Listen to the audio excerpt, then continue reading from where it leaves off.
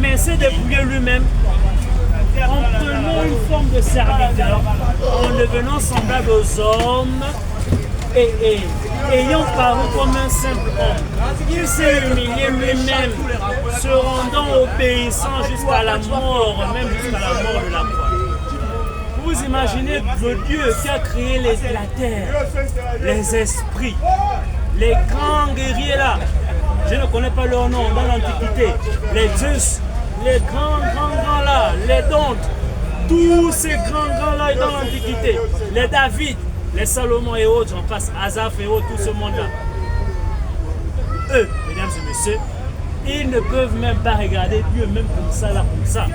Mais nous les hommes, on a regardé Dieu en Jésus, on l'a rabaissé là, à nos pieds, et on l'a chicoté, on l'a mis nu en civil. Le souverain Dieu, le tout-puissant Dieu, l'incontestable Dieu. Tu fais la vidéo. C'est lui que l'on a, mesdames et messieurs, humilié de cette façon. Et mesdames et messieurs, il nous demande de s'identifier à lui dans ses souffrances. Il nous demande de s'identifier à lui dans nos souffrances. Parce que lui, il a souffert. Jésus a été la personne, je ne pourrais pas dire, il a été couronné en souffrance. Il a été humilié dans la souffrance. Il a bu la coupe de l'autel, la coupe de l'opprobre, Jésus là. Et il nous demande d'avoir les sentiments qu'il avait là. Mesdames et messieurs, c'est un défi. Mesdames et messieurs, rappelez-vous, à Gethsémane, Jésus a dit à Pierre, si tu ne veux pas comprendre tentation, Pierre, il faut prier. C'est comme si Jésus savait. Il n'a même pas fini de parler, mesdames et messieurs. Pierre encore dormi, on connaît l'histoire. C'est Pierre qui a pris l'épée pour en découdre avec Jésus. Pierre, mesdames et messieurs.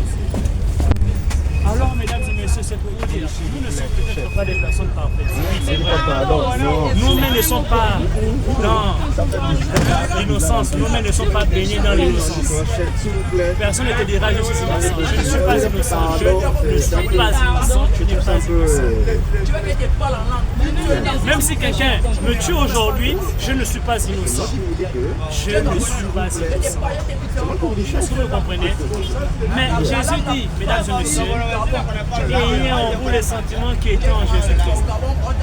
Si tu veux faire plaisir à Jésus, ce n'est pas en offrant un cadeau.